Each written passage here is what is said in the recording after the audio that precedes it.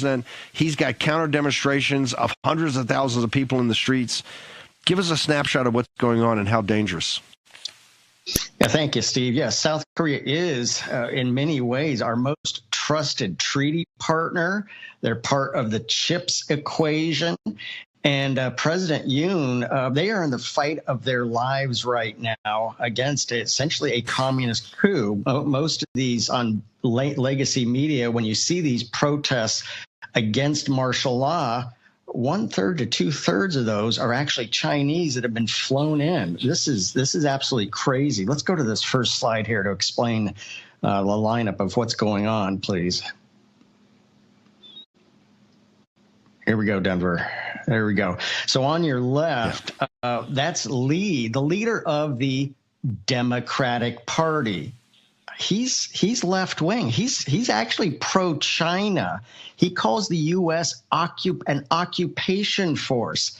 He says, and now he was just convicted of malfeasance. This is why you're seeing everything going on. He was convicted of malfeasance, and that means he potentially can't even run for president, which he wants the presidency. He's a hardcore left-winger, pro-China. He wants U.S. forces out, calls us an occupation force, wants the THAAD missiles out, and works very closely. Now, to the right, that first green oval, that's President Yoon. He declared martial law on December 3rd and 4th. Well, why was that? Now, martial law has a very bad history and background in South Korea, so everybody's gut reaction was, okay, this is bad. And it was in many ways bad, but he did that strategically so that he could launch a raid on the National Election Commission to seize evidence of actually Chinese election interference. That was the whole reason, because legally, that's the only way he could do it, to raid the National Election Commission. Let's go to the next slide, please. So what happened was, after that, there was a vote to impeach Yoon. Okay, so then the presidency passed to Han Duck-soo. Okay, now he was impeached on December 27th, and the presidency is now President Che. And again, on the left, that's the Democrat Party. They control the National Assembly. It's a unicameral body, but they have 192 seats. The right is the populist Make Korea Great Again Party. These are conservatives. They're in the fight of their lives. There's so much election malfeasance. They have 108 seats in the National Assembly.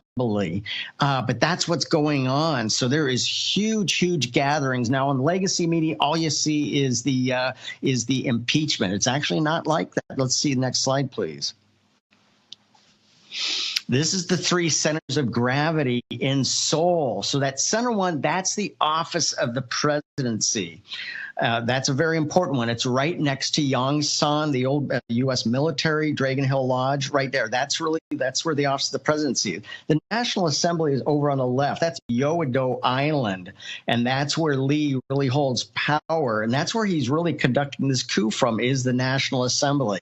Now, just yesterday, they're 12 hours ahead of us, but a huge gathering. The new presidential palace is over to the right. That's where hundreds of thousands of South Koreans trying to stop the steal have been at, and they did effectively, because they're using the term insurrection. You can come back to me here, Denver. They're using the term insurrection. Well, they sent the corruption police. They have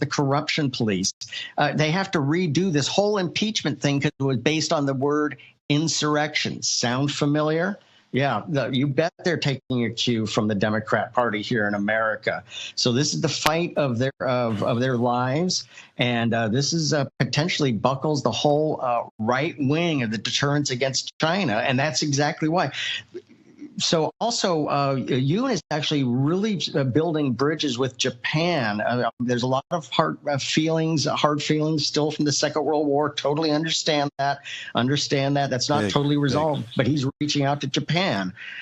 However, Lee is extremely anti-Japan and wants to break up that alliance. That's also what China is concerned about. So most of what's going on right now, this is a Chinese malign influence attempting to topple South Korea and really make it a enclave of China. So, Steve, this is so concerning.